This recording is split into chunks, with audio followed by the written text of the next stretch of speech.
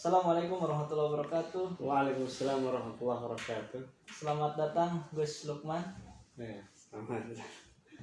Selamat berjumpa kembali. Selamat berjumpa kembali ya. Iya. Mungkin selama ini Gus Lukman sering tampil di Kang Yunus Channel. Kali ini Kang Yunus Channel akan ngobrol atau bincang hangat dengan Gus Lukman. Kita akan membahas perihal pendidikan Islam dan pesantren di Indonesia ya. Umumnya di Indonesia ya. Sebelumnya Kang Yunus akan memperkenalkan. Jadi beliau ini adalah magister ya. Magister pendidikan. Jadi pengalaman beliau dalam mengampu pendidikan, pengalaman beliau dalam menuntut ilmu itu sudah di atas langit ya sahabat. Di atas langit. Jadi sangat, pokoknya di atas langit, di atasnya langit masih ada langit, jadi di atas langit lah ya, sahabat ya. Jadi perlu kita ambil ilmunya dari beliau. Bagaimana sih tentang pendidikan Islam ya? Seperti itu. Mungkin nama lengkap beliau aslinya Ustadz Lukman Junaidi. Cuman lebih sering kita kenal dengan Gus Lukman. Gus Lukman atau lebih singkatnya lagi Gus Luk. Nah jadi gini Gus Luk, mungkin bisa menceritakan tentang pendidikan Islam di Indonesia ya, khususnya mungkin umumnya untuk seluruh dunia.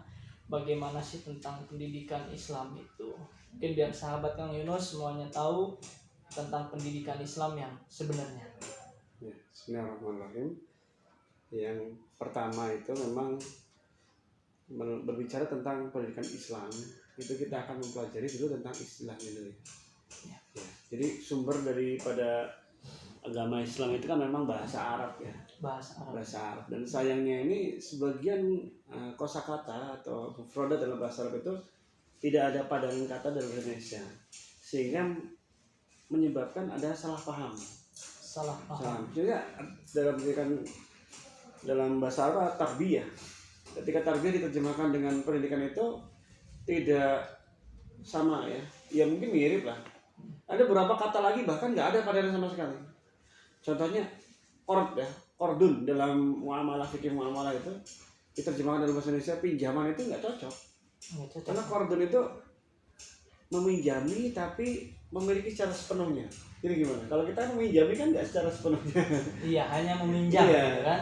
Akhirnya kalau qardun ya jarul manfaat wa riba. Setiap qardun yang diambil manfaat itu riba. Tapi kalau kita terjemahkan pinjaman, masa minjam ada manfaat riba, kan nggak seperti itu. Nah, justru yang mendekati qardun itu hutang atau apa gitu ya. Tapi di dalam hutang juga dain kan, ada kata lain ya. Jadi ada memang pentingnya kita untuk memahami Islam itu harus belajar bahasa Arab itu. Jadi kembali ke pendidikan tadi, dari kata tarbiyah. Tarbiyah itu pendidikan. Kalau pengajaran taklim. Ini tarbiyah itu dari kata rob. Jadi memelihara, mengasuh, merawat itu tarbiyah seperti itu. Maka dari itu kalau diterjemahkan dengan pendidikan itu kan ya mungkin yang paling mendekati lah kata pendidikan itu. Dan memang tarbiyah Islami atau kita terjemahkan ke pendidikan Islam itu memang pendidikan yang paling ideal. Hanya saja memang kita nanti akan ada semacam kita ketika dengar pendidikan kan sekolah. Yang kita tahu pendidikan itu sekolah. Pesantren gitu kan. Padahal tarbiyah Islamiyah itu mestinya diawali oleh keluarga dulu. Oh begitu ya. Keluarga dulu. Misalnya gimana Gus? Kalau dimulai dari keluarga. Tarbiyah Islamiyah itu kan memang kullu mauludin yuladu ala fitrah fa abawahu yuhawidani yunasirani wa yumajisani. Jadi memang setiap anak dilahirkan dalam keadaan fitrah ya. Fitrah itu maksudnya adalah fitrahnya lurus. Fitrahnya mereka itu dasarnya fitrahnya itu memang ya suci lurus itu. Atau menuju Robnya. Adapun bengkoknya mereka itu tergantung bapaknya itu. Memang bapak itu nanti dalam pendidikan Islam menarik gitu. Bapak apa orang tua Gus? Iya.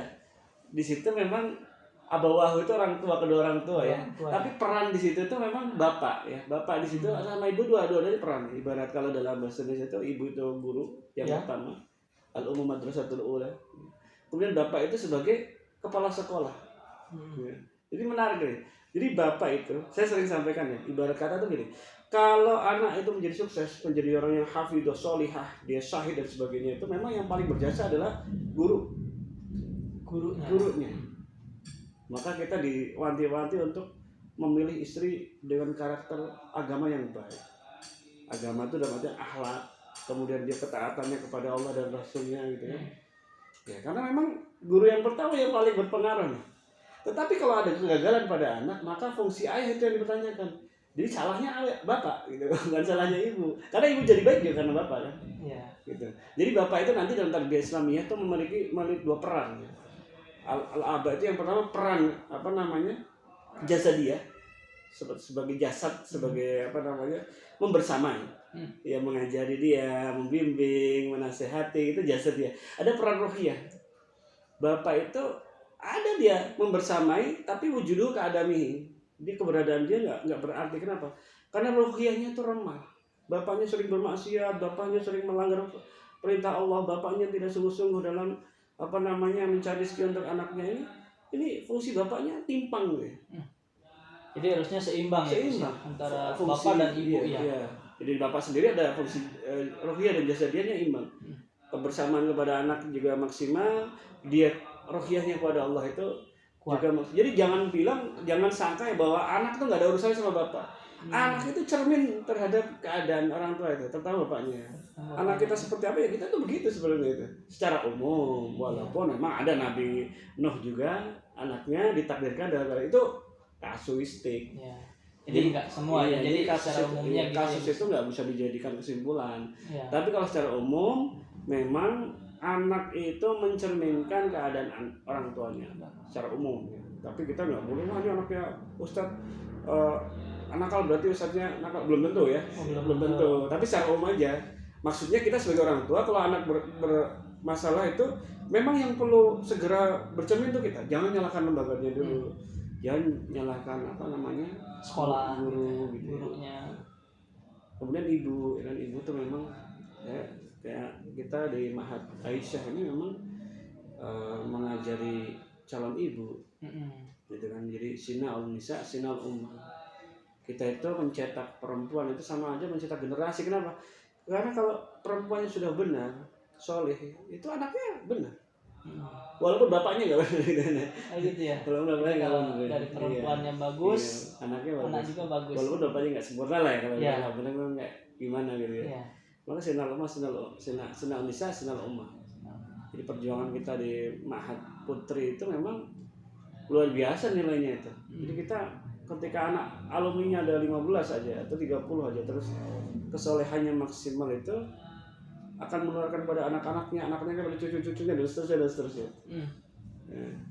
Maka dari itu kita sering kalau di pesantren itu ketika ada anak yang nakal, ada anak yang berbuat salah itu kita pasti perhatikan ibunya masalah, salahnya kan gitu. Ya, jadi tarbiyah Islamiyah itu memang sentralnya utama orang tua ke anak. Orang tua dulu ya. Orang tua ke anak.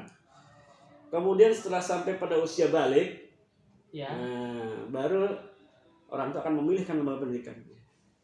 Usia baliknya itu berapa, Gus? Jadi memang kalau ideal secara Islam itu ya. Ya memang ya kasarnya ya umumnya itu memang balik itu adalah usia kelas 1 SMP umumnya. 1 SMP ya. Kalau laki-laki bahkan ya kelas 1 SMA baru SMA. Maka dari itu memang di pesantren-pesantren itu ya ketika kita ya dulu pernah di yayasan itu forum komunikasi Mahat itu memang tidak merekomendasikan pondok untuk usia SD memang. Ya. Nah, kenapa? Karena anak usia SD itu mestinya maksimal membersamai orang tua. Orang tua maksudnya membersamai secara rohiyah maupun secara jasadiah kepada anaknya. Jadi kalau di pesantren kan itu biasanya tidak tergantikan itu. Guru-guru nggak akan sabar juga gitu. Tidak akan memberikan banyak. Memang beda ya Gus ya. Mendidik anak SMP SMA dengan anak SD ya. Itu belum waktunya untuk pesantren. Mungkin tingkat keruwetan atau rewelnya ya lebih banyak SD ya. Kecuali ada kecualinya. Gimana gitu? Anak yatim, orang tuanya nggak ada yang bertanggung jawab ya kita terima di sini. Makanya SD kita kan anak yatim. Ini memang pengecualian. Kalau dia punya orang tua, bapak dan ibu, ya kita nggak sarankan untuk masuk SD kan, untuk nggak masuk pondok. Artinya dia sekolah umum aja.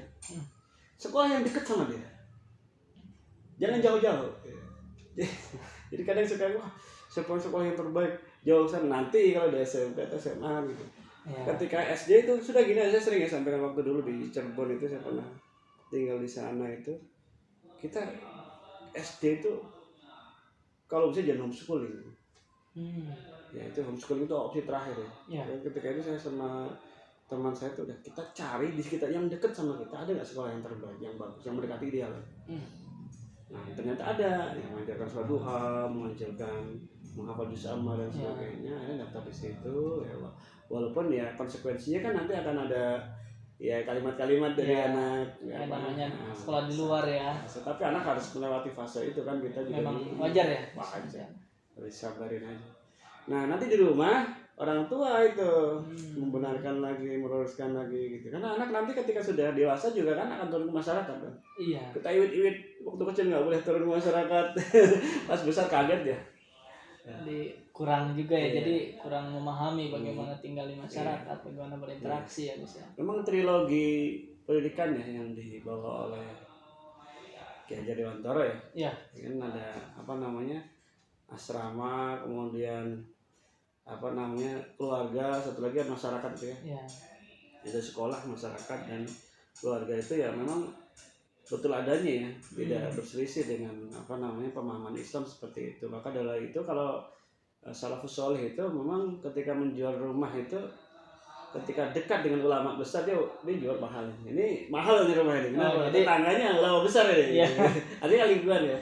Jadi kita ketika mencari lingkungan itu mestinya tetangganya siapa dulu kan, jangan kompleknya yang elit tipe 3672 segala macam kan. Kalau sekarang kan beda Gus. Jadi patokannya itu dekat dengan akses jalan, misalnya jalan tol, kemudian akses-akses yang lainnya ya yang memudahkan gitu.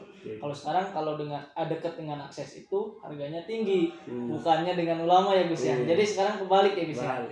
Jadi sebenarnya yang prioritas utama itu ya Gus ya. Jadi memang kan ada keluarga, jadi menguatkan ya potensi ayah dan ibu dalam tarbiyah itu ya. Jadi ayahnya juga ada tadi ya, membersamai dengan baik. Memang kalau tarbiyah untuk urusan orang tua itu memang satu saja kuncinya sebenarnya. Ya. Sabar dan tidak marah. Itu aja sebenarnya. Sabar dan tidak marah. Kunci buat orang tua ya guys ya. Untuk pendidikan anak itu. Untuk pendidikan anak sahabat kuncinya 2, sabar dan tidak marah. Tidak marah.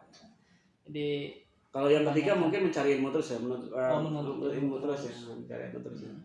Ketika sudah tidak sabar, kemudian marah, itu udah gagal gitu kita. Gagal sebagai orang tua. Gagal orang tua. Karena kalau kita merujuk kepada Rasulullah itu pribadinya nggak pernah marah. Mau diminta punya dia semuanya, marahnya itu hanya urusan agama aja. Jadi kita kalaupun marah tuh anak nggak mau sholat, marah lah gitu. Iya. Sekedar kita lagi tidur di kepala sampai bangun ya itu biasa aja mestinya kan. Jadi kita mengajarkan anak itu jangan baper urusan dunia. Jadi bapak juga jangan baper dikit-dikit marah urusan dunia gitu. Jadi kalau kita baper urusan dunia, gimana anak kita nggak baper urusan dunia gitu. Padahal inti daripada ajaran Islam itu kita baper urusan akhirat. Urusan dunia tuh ya sepele aja gitu. Sepele aja. Maka itu penting bagi orang tua, itu memang kuncinya memang gitu. Gak boleh marah. Gak boleh marah. Gak boleh marah. Kasian mau udah ya kan, kalau perempuan yang terbaik untuk diri kita ada tazawwaju al-walud wal wadud. Walud itu adalah yang banyak melahirkan, yang kedua wadud itu penuh kasih sayang, gak pernah marah. Perempuan ibu yang terbaik, ibu yang gak pernah marah. Saya banyak sekali ini menyaksikan kan, kebetulan usia ini udah mendekati 40 ya. Jadi kebetulan saya nggak diam di suatu tempat selalunya 5 tahun di sini, 5 tahun di sana. Saya menyaksikan dalam perjalanan hidup saya itu memang banyak keluar anak-anak yang soleh itu lahir dari ibu-ibu yang nggak pernah marah, sabar dan nggak pernah marah. Ketika saya di Cirebon ada seorang ustadz, anaknya 12, itu baik-baik. 12 anaknya bagus baik-baik, semua, nggak ada yang bermasalah. Ibunya sabar dan nggak pernah marah. Bapaknya juga demikian. Tetapi ketika sudah marah itu udah. Jadi kenapa marah itu penting ya?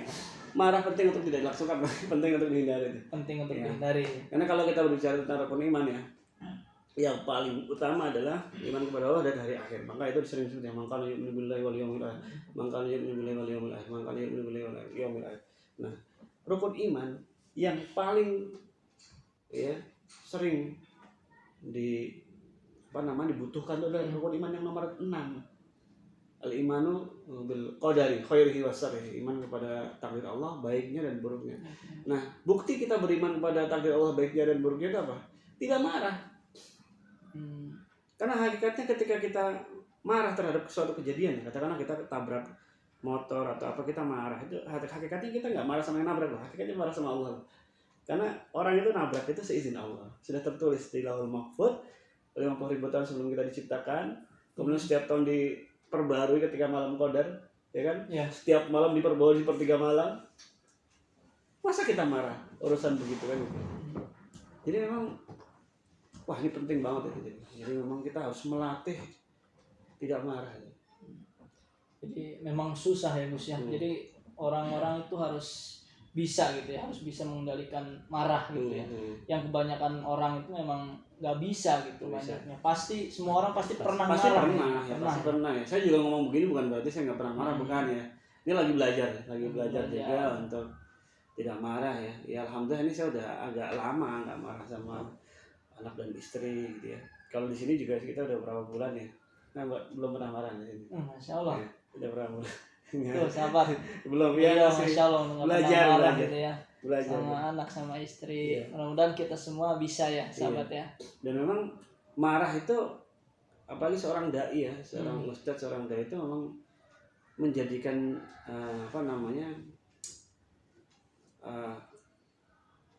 wibawanya turun kalau sampai marah. Kalau sampai marah ya. sama marah itu. Ya kan? Memang kalau mau jadi orang tua yang baik, udah kata-kata ya gak usah marah udah. Ya. Jangan marah udah. Sabar dan gak marah ya. Tadi mau anak sebandel apapun tidak usah marah. Bahkan ya itu kita banyak kisah-kisah ulama besar tuh. Ya. Kayak kisahnya Babe Haikal aja. Ya kan? Dulu kan nakal ceritanya tuh. Ketika cerita beliau itu udah hujan-hujan kotor semua, dia takut betul ya kalau dimarahin ibunya ya, sampai di depan rumah ibunya senyum, dibikinkan teh hangat, sehingga nangis itu. Jadi kita kalau mau merubah orang dengan marah itu mustahil. Justru pada posisi kita itu ada 1000 alasan untuk marah, kita nggak marah, nah itu justru momentum untuk bisa menyentuh hati orang. Jadi apa tarbiyah Islamiyah itu bahasa Inggris itu not teaching, it is touching. Wah. Not teaching, touching, bukan menyentuh. Jadi menyentuh hati orang itulah cara kita untuk merubah. Kalau teaching itu kan preaching ya, ceramah gitu. Preaching. Jadi bukan ceramah, kita tuh menyentuh hati anak kita. Ya kalau anaknya aja nggak bisa, gimana menyentuh hati orang lain gitu ya. Maka dari itu, jadi ada 3 elemen ya kan tadi, keluarga itu, bapak dan ibu tadi, nggak boleh marah. Penuh kasih sayang. Pada saat 1000 alasan untuk marah, momentum kita untuk mengambil hatinya, touching. Wah, anak udah hitam semua ya, main lumpur, hujan-hujanan, kena got segala macam. Dia udah takut kalau dimarahin. Justru di situ momentum yang terbaik untuk kita sentuh hati. Itu yang Babe Haikal. Sama, yang Syekh Sudes juga sama kan kisahnya. Ada yang pasti itu tentu kisah yang sangat terkenal ya. Ada tamu dikasih makan, ada satu nampan gini sama Syekh Sudes itu ditaruh pasir kan di situ. Momentum kan untuk marah, 1000 alasan untuk marah itu ibunya. Hampir semua orang pasti marah. Pasti ya. Ada dipermalukan dan pasti marah. Tapi apa yang dilakukan ibunya? Ibunya pinter itu. Momentum itu yang pertama tadi momentum untuk menyentuh hati. Yang kedua ibunya mengambil peluang untuk berdoa, ya kan? Doa al-madlum kan? Ya apa doanya itu? La'allaka an takuna imam al-haram gitu. Mudah-mudahan kamu nanti jadi imam Masjidil Haram gitu.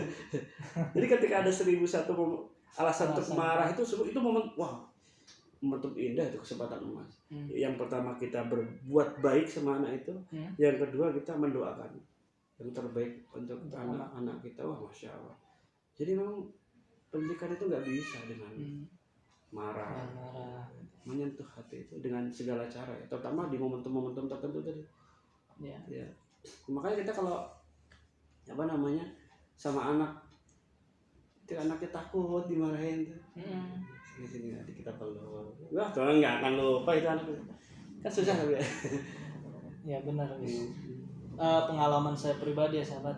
Jadi bapak saya juga alhamdulillah dari umur saya bayi sampai saya dewasa dan berpisah gitu ya. Saya bisa ngitung. Jadi bapak saya itu 1 kali marah. Iya, satu kali. Jadi memang teringat terus di dalam hati gitu kan. Jadi bapak itu nggak pernah marah. Jadi ingatnya memang sampai sekarang juga ingat Gus. Jadi di umur berapa saat bapak marah dan memang itu kesalahan kita Gus. Nah, jadi kita ingat terus gitu. Ibu saya nggak pernah marah sama saya. Dari kecil. Sejak saya lahir sampai saya gede nggak pernah marah. Pernah sekali hampir marah, tapi nggak jadi. Ya, nggak jadi ya. Itu saya terkesan sama itu. Jadi ceritanya gini, waktu itu saya itu kan ceroboh ya. Saya naruh silet di baju saya itu. Ya Allah. Jadi ibu nyuci baju tuh sampai sini kebeset tuh. Ya, Darah banyak banget tuh. Yes, hampir tuh. Nah, kamu kok astagfirullahaladzim, gak jadi marah. Itu saya terkesan sampai sekarang. Dia nggak pernah marah, ibu. Hampir marah nggak jadi. Nah, kamu kok langsung astagfirullahaladzim. Jadi itu sambil sampai darah tuh langsung diikut gini. Baru itu ya Allah, sama saya. Ya terkesan banget.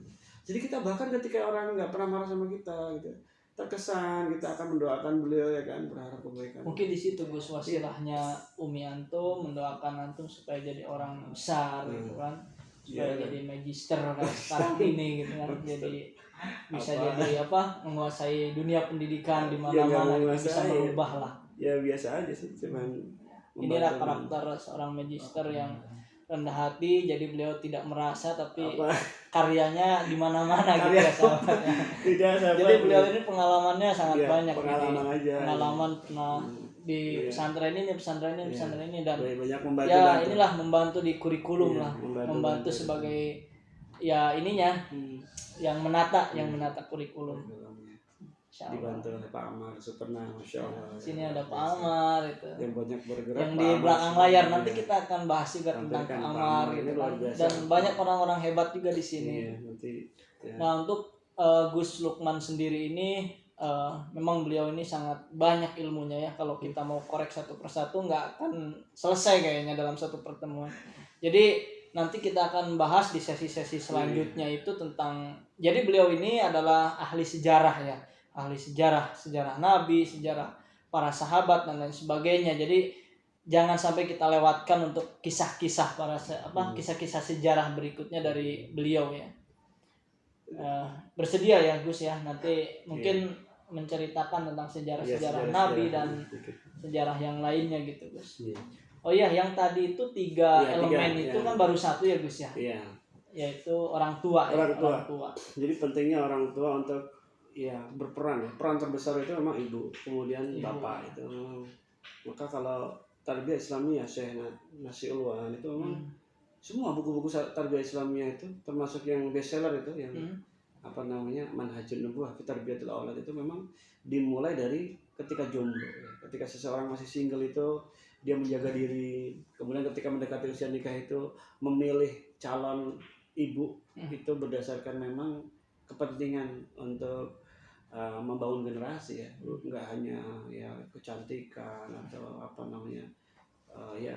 wajah atau body fisik lah ya, nggak hanya fisik gitu ya. Memang betul-betul dari awal itu kesuksesan sebuah pendidikan anak itu di awal dari situ. Kalau dari awal aja udah salah ya, memang kedepannya berat kan. Jadi berat. Jadi mulai dari memilih, kemudian nanti ketika di kandungan banyak diperdengarkan kalimat thayyibah ya. Kemudian ketika lahir memang tidak harus diazanin ya memang. Tapi memang logikanya kan memang anak itu kan kalimat yang pertama berkesan, berpengaruh lah. Ya kalaupun ya adzan kan nggak apa-apa ya. Ya walaupun memang bersilang pendapat ya. Tapi kalaupun nggak mau adzan ya ucapkanlah kalimat thayyibah. Khawatirnya kalau nggak diadzanin kan dengar malah ada dangdutan di sebelahnya, nggak bagus gitu ya. Ya anak saya 4 itu sebagian saya adzanin, sebagian saya dikir aja subhanallah ya Allah akbar ya kayak gitu aja. Ya kemudian nanti ada fasenya kan banyak gitu ya. Mulai dari 2 tahun pertama nanti 7 tahun ya kan. Kan yang dijelaskan dalam Al-Qur'an kan 7 10 gitu. 7 itu kan sudah harus. Ini yang suka lupa ya. Anak-anak itu ketika kita ini menggunakan kalender miladiah ya, Masehi ini kan Ya. kehilangan data kalender Hijriyah ya. Padahal kalender Hijriyah dan Masehi itu selisihnya berapa? 10 hari kan per tahun. 10 hari ya. 365 sampai 355 ya. Artinya usia anak itu ya lebih tua usia Hijriyah daripada miladiah. Kalau anak kita 6 tahun itu sebenarnya dia usianya 6 tahun lebih 10 hari. 60 hari dong. Oh, Kan 6 tahun. Oh iya, Iya, 6 tahun 60 hari. Jadi artinya 6 tahun Jadi lebih 2 2 bulan. Artinya sebelum ulang tahun yang ke-7, Nah, ya kan? Berarti sudah 7 tahun. sudah 7 tahun. Oh iya. Sudah. Jadi dia 7 tahun. Ketika dia ulang tahun yang ke-7 ya, secara miladiah berarti dia usia udah 7 tahun 2 bulan. 70 hari ya. Oh iya, kalau 7 tahun 70 hari. Artinya 2 bulan sebelum ulang tahun dia atau 70 hari sebelum dia udah disuruh mestinya. Iya. Jadi gini loh, mendingan kita nangis-nangis ya dalam mendidik anak sampai usia balik. Setelah itu kita ketawa-ketawa setelah balik sampai dia meninggal. Daripada kita ketawa-ketawa, ya santai maksudnya. Santai Waktu dulu. anak 0 tahun sampai usia 15 tahun atau berapa itu kalau balik itu rata-rata kan sekitar itu Ya, 15 atau 13 kalau perempuan ya kan. Hmm. Kita santai, tapi setelah usia 13 sampai mati kita nangis terus. Kecewa dengan perilaku anak itu. Padahal kunci pendidikan itu adalah di tahun-tahun pertama itu.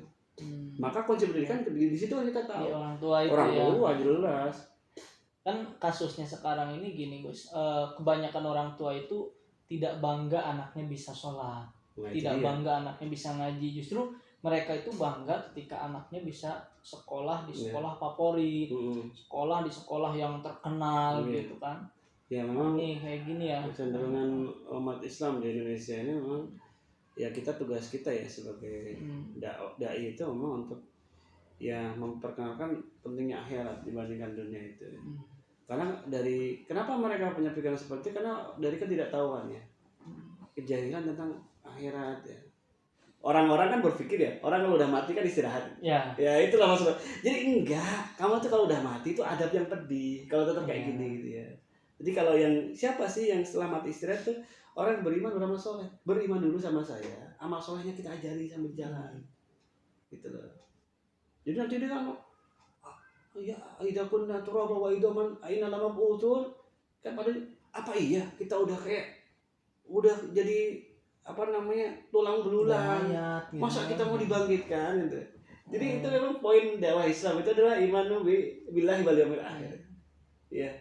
Jadi kita juga sama nih orang-orang ini kayaknya iman mereka terhadap hari akhir belum maksimal sehingga mereka pikirannya dunia terus. Bahkan belum ada ya. Ya. Nggak ada kayaknya Ya, di situ. secara teori tapi secara tadaburnya belum. Ya. Ya, kalau secara teori udah tersampaikan lah dari Indonesia tapi secara tadabur bahwa ini dipertanggungjawabkan loh anak. Ini dipertanggungjawabkan loh harta. Ini dipertanggungjawabkan loh umur usia kita. Ini kan inna nahnu ayyam. So, kita itu hari-hari aja kan. Kita tuh gabungan hari aja. Tidak ada yaman ba'da bapak. Jika hilang satu hari, hilang bagian dari diri kita itu.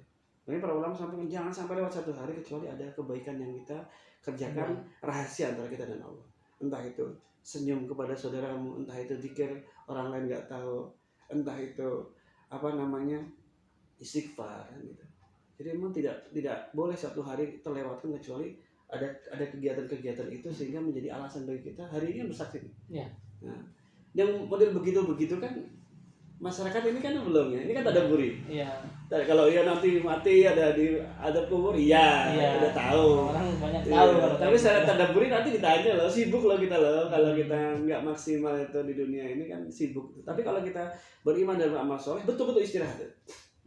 Menghabiskan waktu untuk memperjuangkan Islam, mencari nafkah untuk anak, mendidik anak dengan berlelah-lelah. Itu ketika kita mati betulan tuh istirahat betul itu.